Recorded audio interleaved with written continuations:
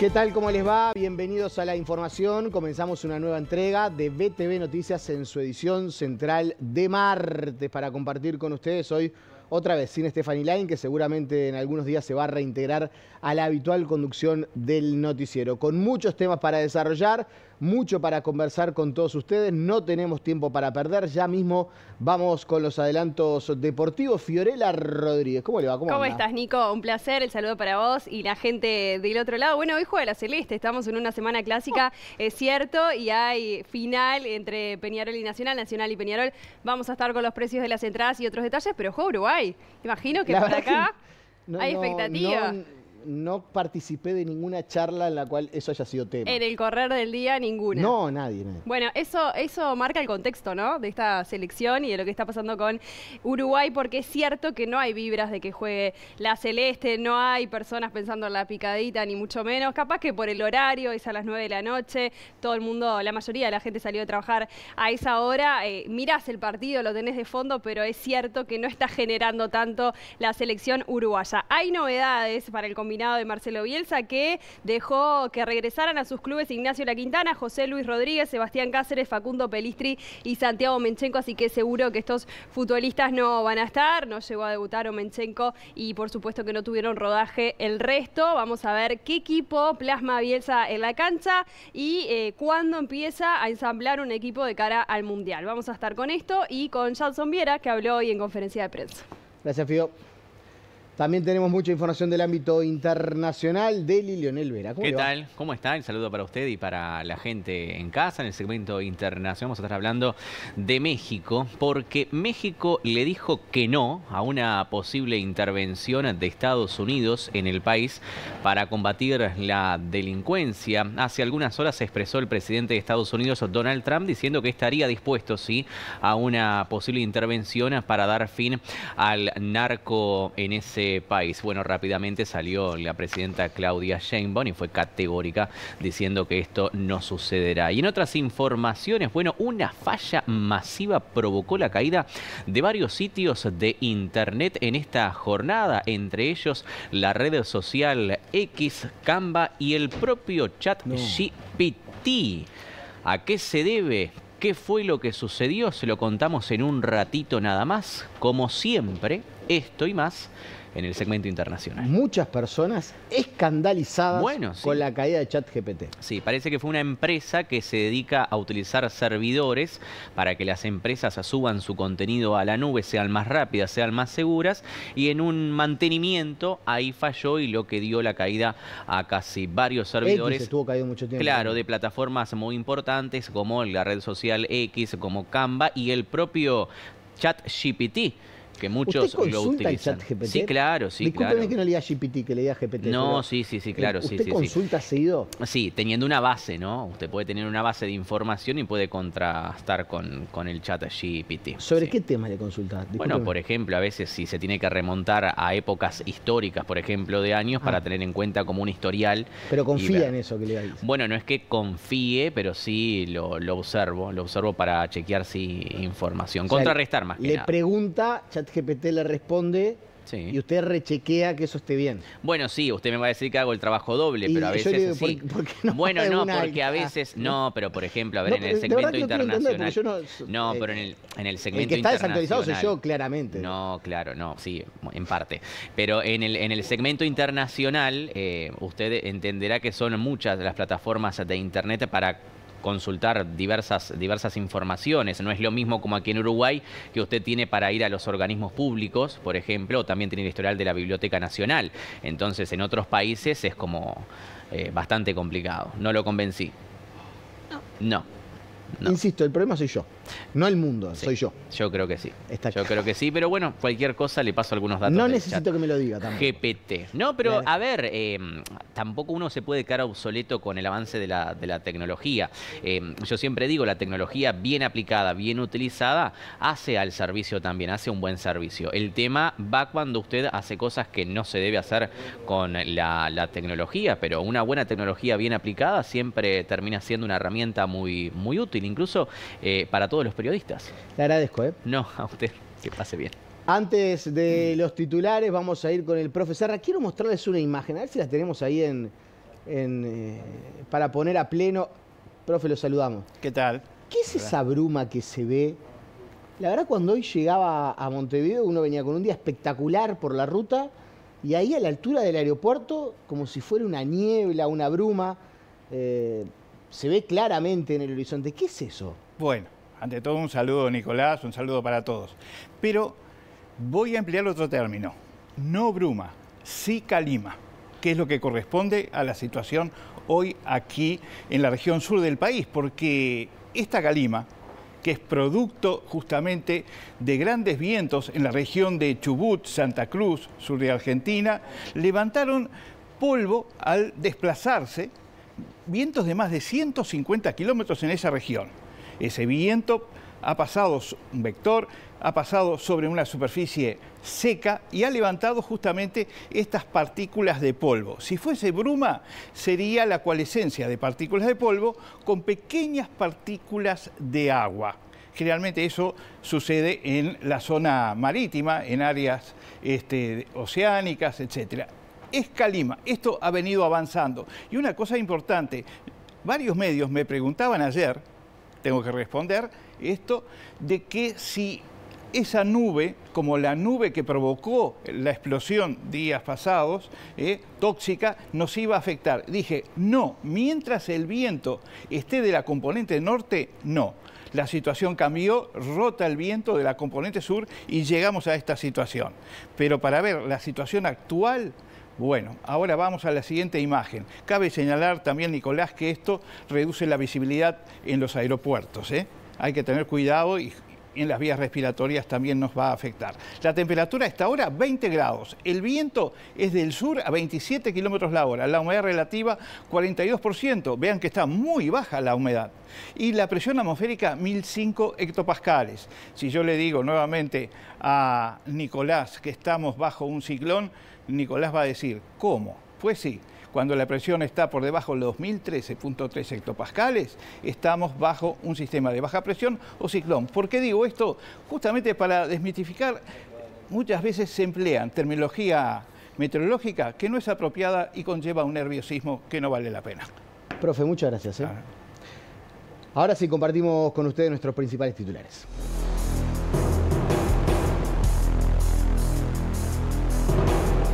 El gobierno presentará una ampliación de la denuncia por el caso Cardama, según informó la ministra de Defensa, Sandra Lasso.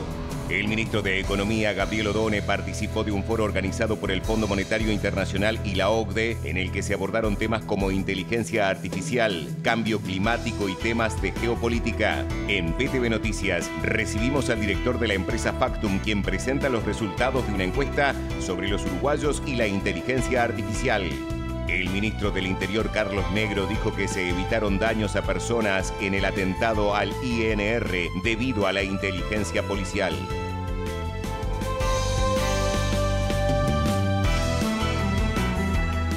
Empezamos a repasar lo principal que tenemos para compartir con todos ustedes. Como veíamos en nuestros titulares, habló nuevamente el ministro del Interior, Carlos Negro, sobre el atentado que se registró en la madrugada del pasado domingo en la sede del Instituto Nacional de Rehabilitación, en pleno centro de Montevideo.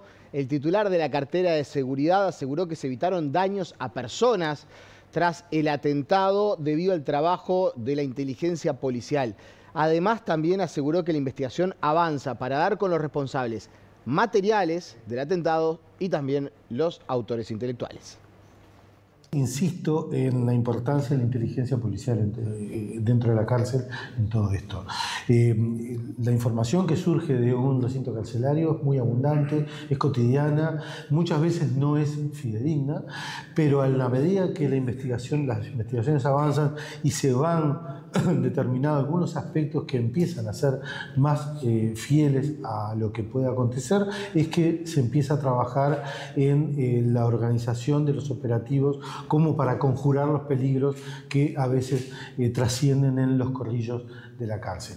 Eso fue lo que pasó en este caso, cuando se fue comprobando la verosimilitud de algunas versiones que surgían desde allí, es que se tomaron una serie de medidas que en definitiva lo que evitaron fue que hubiera daños a las personas o a alguna persona que estuviera en la zona del objetivo que finalmente fue elegido para el atentado. Ya es la segunda oportunidad que se elige este lugar para atentar y para hacer esta suerte de amenazas o advertencias. Esto transcurre en un año prácticamente, 2 eventos similares en un año, en diciembre del año pasado y ahora en noviembre. Y bueno, es parte de lo que tenemos que trabajar y lo que también tenemos que prevenir en un futuro para que los operativos sean cada vez más eficientes. El fenómeno de la criminalidad organizada y la violencia con que operan es un fenómeno que en Uruguay está en crecimiento hace ya un par de décadas, pero es un fenómeno que no afecta solamente al Uruguay, sino que afecta a toda la región y particularmente a América Latina, que es el continente más violento del mundo. Por lo que no podemos ser ajenos, no somos una isla, somos parte del continente, somos parte de la región y nos vemos afectados también por el trasiego de delincuentes entre los países incluso de la región. Por lo que tenemos que estar ayornados, tenemos que estar atentos y tenemos que ser conscientes de la realidad mundial y regional. Y para eso tenemos que capacitarnos, tenemos que entrar en relación y vínculo con los países y las policías de fuera de fronteras y también tenemos que tomar los recaudos para proteger a nuestros funcionarios y a las personas que se enfrentan en la primera línea contra la criminalidad organizada, que lógicamente se resiente cuando se ve tocada, cuando se ve atacada, cuando se ve cercada, como en esta ocasión, responde con violencia. Tenemos que estar preparados. Vamos a otros temas que ha ocupado la agenda en estos últimos días. El gobierno va a presentar una ampliación de la denuncia por el caso Cardama. Esto según informó la ministra de Defensa, Sandra Lasso. El presidente de la República, Yamandu Orsi, suspendió esta mañana una serie de actividades que iba a desarrollar para reunirse con el prosecretario de Presidencia, Jorge Díaz. Sí, usted sabe que eso lo lleva adelante el equipo de presidencia, ¿no? Nosotros, obviamente, que acompañando esta situación y además somos parte. Yo creo que por un lado va el tema de lo que se ha encontrado en materia de esa denuncia inicial y por otro lado va la realidad, ¿no? Que es, bueno, cómo generamos lo que queremos específicamente, que es contar con las unidades de la mejor manera posible, con otras reglas de juego, ¿no? Yo creo que si se inicia una etapa de negociación, por ejemplo, creo que el Estado uruguayo tiene que cambiar el rol y tener un rol mucho más protagonista dentro de lo que es esa negociación, y eso es parte. Y por que de otra manera tengamos un control efectivo sobre cómo, qué queremos y qué necesitamos y cómo se lleva adelante. En realidad nosotros pagamos por un servicio, por lo tanto tenemos derecho a opinar y a que se tome en cuenta. Y yo creo que es eso, nada más que eso. ¿Aumentar la presencia, por ejemplo, de los veedores uruguayos allí en vivo? Los veedores uruguayos son los representantes de la Armada, a quien nosotros le tenemos absoluta confianza. Yo creo que desmerecer el trabajo y la formación que tienen hoy esos veedores que se encuentran en Vigo es algo que no se me ocurriría. Son nuestros representantes, obviamente que las decisiones las tomamos nosotros, pero bueno, estamos en una circunstancia en la que yo creo que la sobriedad y sobre todo el opinar muy sobriamente de estos temas es parte de esa negociación.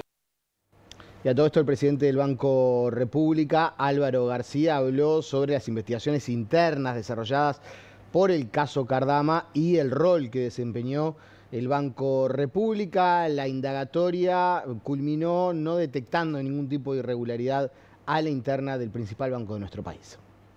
El banco ha hecho investigaciones, como así fue establecido o planteado a nivel de la conferencia de prensa del presidente de la República y sus secretarios. Esas investigaciones arrojaron que los pasos que había dado el Banco República como Banco República estuvieron todos ajustados a derecho. Queda un hito más, la carta de crédito solicitada es una carta de crédito irrevocable, entonces veremos en qué situación se llega al momento del pago de esa carta de crédito. En el momento de la situación de hoy el pago hay que enfrentarlo porque es una obligación del banco con el banco corresponsal. Es completamente independiente de la operación general, así funcionan las cartas de crédito. Pero bueno, por supuesto estamos muy atentos a la evolución del tema y en diálogo con el Ministerio de Defensa, que es nuestro cliente. Bueno, y a todo esto se confirmó que la ministra de Defensa va a ser interpelada por este asunto el próximo día 10 de diciembre. Sandra Lasso dijo que se enteró de la fecha por la prensa y defendió el derecho de los legisladores para solicitar información sobre este caso. Tengo toda la información que se requiera por parte del miembro interpelante.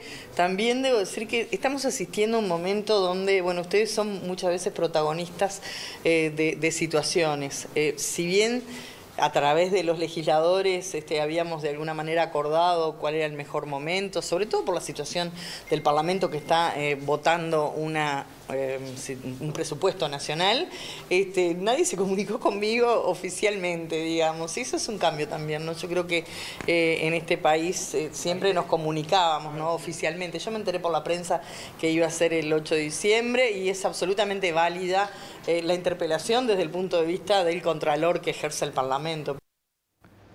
Nos vamos rápidamente a exteriores. Matías Garro siguiendo de cerca la agenda del ministro de Economía, Gabriel Odone. Mati, adelante. Exactamente, Nicolás, gracias, el gusto de saludarte a ti, también a todos los televidentes. Efectivamente, hoy el ministro de Economía, Gabriel Odone, participó de un conversatorio organizado por el Fondo Monetario Internacional y por la OCDE, que se desarrolló en el Hotel Hyatt. Acompañaron al ministro, especialistas en esta materia, en un conversatorio sobre, cómo llevar reformas en Latinoamérica. Estuvieron especialistas en materia económica de Reino Unido, de Estados Unidos, también de forma virtual estuvo el ministro de Economía de Paraguay. Nuestro ministro Gabriel Odone, destacó que a lo largo de los últimos 25 años en nuestro país se han llevado a cabo grandes reformas a un nivel más lento que en otras regiones. Por ejemplo, destacó la reforma tributaria ya por 2007, la reforma de la salud y también destacó la última gran reforma que tiene que ver con la seguridad social, donde allí, destacó que este gobierno pretende realizar algunas modificaciones, aunque no tienen, un ánimo reformista, sino que, van a llevar adelante algunos cambios que ya fueron anunciados durante la campaña electoral. También el ministro destacó algunos desafíos que se deben atender, como por ejemplo la llegada de la inteligencia artificial, que desafía justamente la forma en cómo trabajamos. También se refirió al cambio climático y al relacionamiento geopolítico, la forma en cómo se están relacionando los países, algo que afecta, según decía el ministro Gabriel Odone, a nuestro país, porque Uruguay no es un tomador de decisiones. También se refirió a algunos contextos regionales que afectan a nuestro país, como por ejemplo, según decía Odone, el deterioro en el relacionamiento social, un tema que tiene que ver con la inseguridad de nuestro país. Pero si les parece, vemos y escuchamos lo que decía el ministro de Economía. Nosotros estamos asistiendo a un fenómeno jalonado por tres eventos muy relevantes.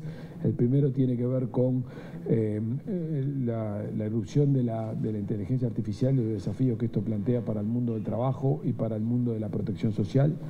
El segundo tiene que ver con el cambio climático y los efectos que esto tiene en distintos aspectos para el diseño de políticas públicas, en particular para la política fiscal, donde tanto por la obsesión de shocks o la gestión de los shocks que el cambio climático provoca con eventos catastróficos, como el cambio en los estímulos tributarios o en los regímenes de recaudación que estamos intentando promover, precisamente en una economía que se pretende descarbonizar, plantea desafíos para la gestión tributaria. En países como Uruguay tenemos un porcentaje muy importante de la recaudación tributaria que está en manos de la industria en el combustible fósil, y por lo tanto, en la medida que queremos avanzar hacia una descarbonización, esto nos va a plantear o nos está planteando desafíos en términos de gestión tributaria.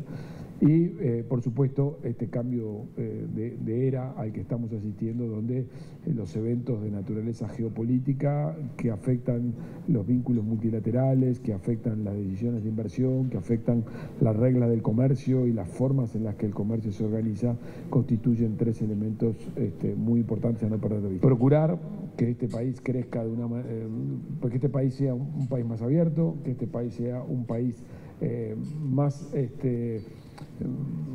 resiliente a los shocks exógenos, con capacidad de crecer a ritmo mayor, capaz de reformular su materia de protección social, que es potente, pero que tienen enormes oportunidades de mejora por la cantidad de personas que están excluidas de su sistema de protección social, y que a su vez esté en condiciones de proveer recursos suficientes para atender la principal preocupación de la sociedad, que es la seguridad, un fenómeno que compartimos con otros países de la región, en el cual el deterioro del clima de convivencia, que es tan importante en un país como Uruguay, estaría empezando a estar amenazado por algunos eventos de naturaleza regional que están emergiendo. En otro orden, le consultábamos al ministro de Economía sobre un tema que ha estado en agenda en los últimos días y tiene que ver con este acuerdo alcanzado por Argentina y los Estados Unidos, donde se le va a aumentar a Argentina justamente el ingreso, la cuota de ingreso de varios productos a el país norteamericano, principalmente lo que tiene que ver con el ganado. Le consultábamos al ministro qué consecuencias puede tener esto para el sector productivo uruguayo. Dijo que es un tema que están siguiendo con mucha atención, incluso manteniendo contactos con autoridades argentinas. También le consultamos por lo que decía ayer el ministro de Ganadería, Alfredo Frati, quien decía que a su entender esto puede perjudicar la firma del acuerdo entre el Mercosur y la Unión Europea. ¿Qué fue lo que dijo Done? Esto es lo que decía. Todavía se conocen aspectos muy preliminares, por lo tanto son cambios que eventualmente se irían procesando en las próximas semanas. Estamos siguiendo las noticias, conversando con las autoridades de Argentina, pero por ahora sin mayores comentarios porque no tenemos detalles. Ayer Frati decía que podría llegar a complicar el acuerdo con la Unión Europea. ¿Lo ve así usted? No tengo elementos de juicio como para poder corroborar esa afirmación. Yo creo que es un cambio, pero hay que comprenderla a cabalidad, y yo creo que el acuerdo con la Unión Europea está firme y depende mucho más de lo que los gobiernos europeos sostengan que los gobiernos del Mercosur decidan. Nosotros nos encontramos en el LATU porque a partir de las 19 horas se estará desarrollando la cena anual del Centro de Estudios para el Desarrollo. El speaker oficial será el CEO de Mercado Libre. Varias autoridades estarán presentes aquí, así que en caso de tener novedades los volvemos a convocar. Muchas gracias, Mati. Allí en nuestro sistema multipantalla vemos también a Lucía Betancourt. Nos vamos rápidamente al móvil con Lucía, que entre otras cosas tiene novedades vinculadas al Parlamento y al presupuesto quinquenal. Adelante, Lu.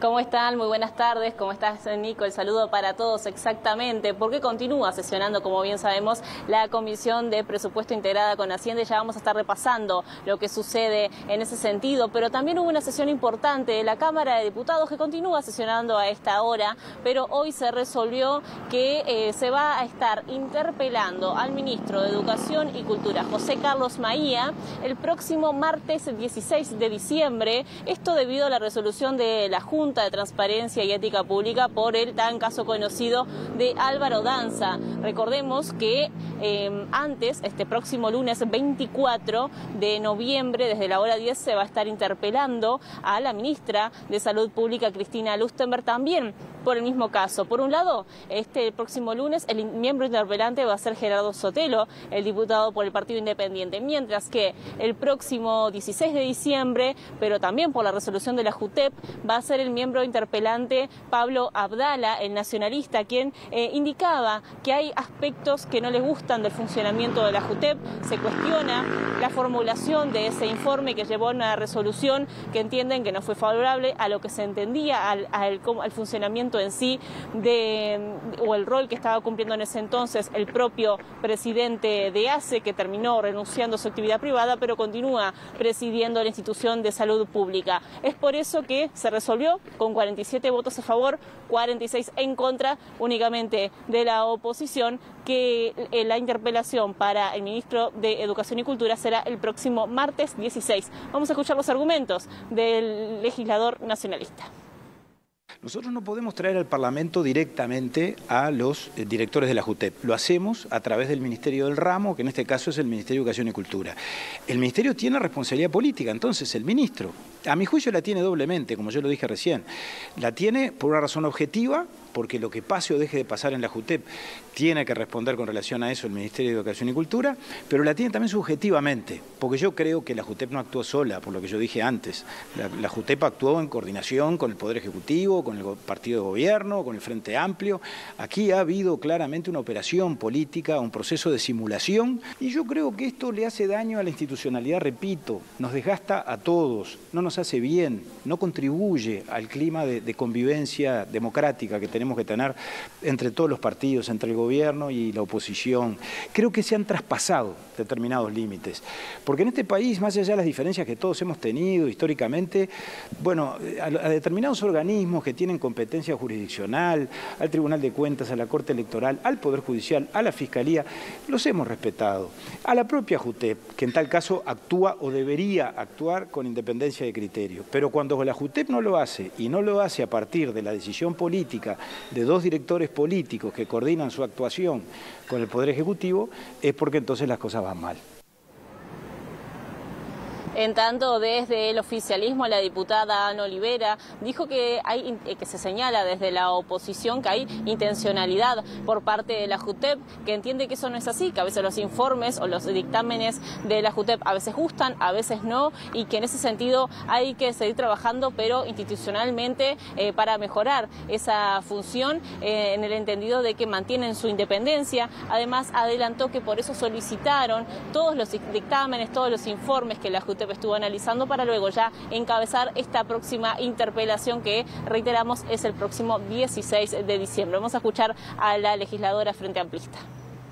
En primer lugar, el Frente Amplio no acompañó la interpelación a la ministra Cristina Lustenberg por el tema del presidente de ACE, de Álvaro Danza, ¿verdad? Porque entendíamos ya que ahí no había ningún motivo para hacer la interpelación de acuerdo al objeto que tenía la interpelación. En este otro caso, es decir, a nosotros nos parece que hay una cantidad de prejuicios planteados por los interpelantes. Me gustaría que ustedes escucharan las argumentaciones, muy cargadas de adjetivos, ¿no? Hablando de que aquí hubo una intencionalidad político-partidaria.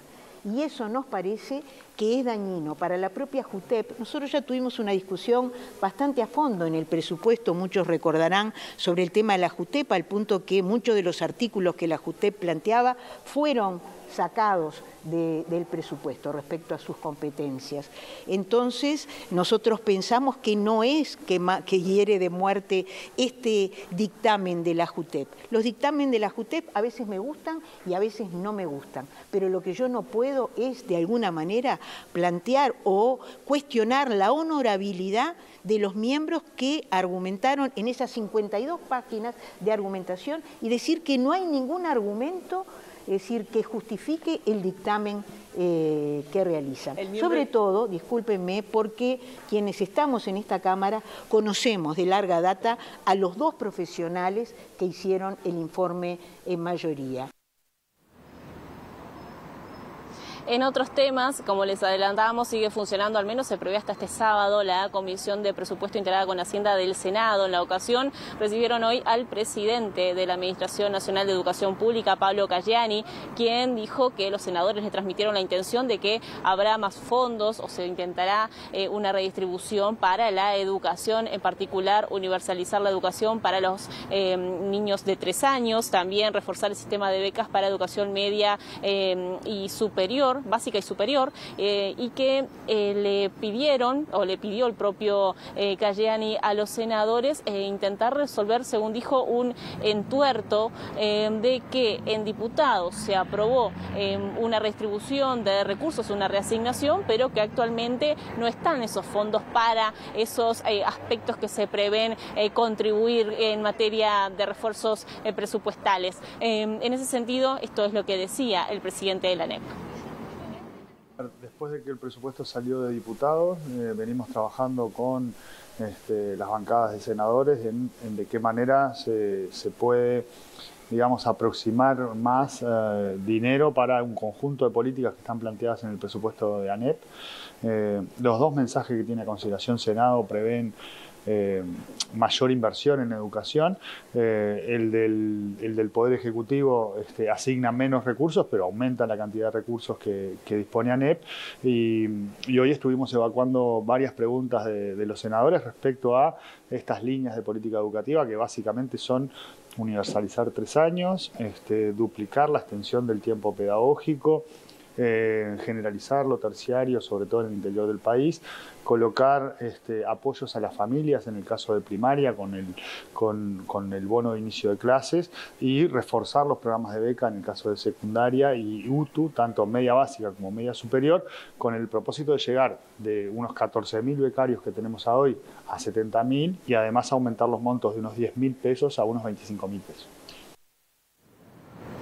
Por otra parte, Cayani dijo que se busca llegar al menos a 60 comedores más en educación media básica, porque entienden que acompañar la educación con otros recursos para, por ejemplo, contención en alimentación es básico para luego evitar o eliminar esos números de deserción tan elevados que hay. Además, señaló que el Parlamento se comprometió entonces a brindar recursos para la extensión del tiempo pedagógico, como les decía, desde los 3 años en delante. Volvemos a escuchar al presidente de la ANEP. Allí nosotros tenemos un conjunto de acciones que tienen que ver, por un lado, tenemos a un 30% de las infancias debajo de la línea de pobreza y esto requiere políticas articuladas de todo el Estado. Hay políticas para eso. Nosotros vamos a tener a partir de marzo del año que viene 60 comedores más en educación media básica, lo que va a posibilitar pasar de unos 20.000 estudiantes que reciben alimentación a unos 40.000. Pero además esto va a permitir duplicar la extensión del tiempo. Es decir, una de las primeras cosas que necesitas para extender el tiempo es tener alimentación y por lo tanto creemos que el Parlamento va a ser conteste en asignar recursos para avanzar en la extensión del tiempo pedagógico. Le agradecemos a Lucía por este aporte. Hacemos la pausa. Después de la misma vamos a conversar un tema que no sin intención lo planteábamos en el arranque con Deli y Leonel Vera. La utilización de la inteligencia artificial. ¿Qué nos puede evitar la inteligencia artificial en cuanto a errores humanos y qué nos puede facilitar de cara al futuro? La pausa y ya venimos.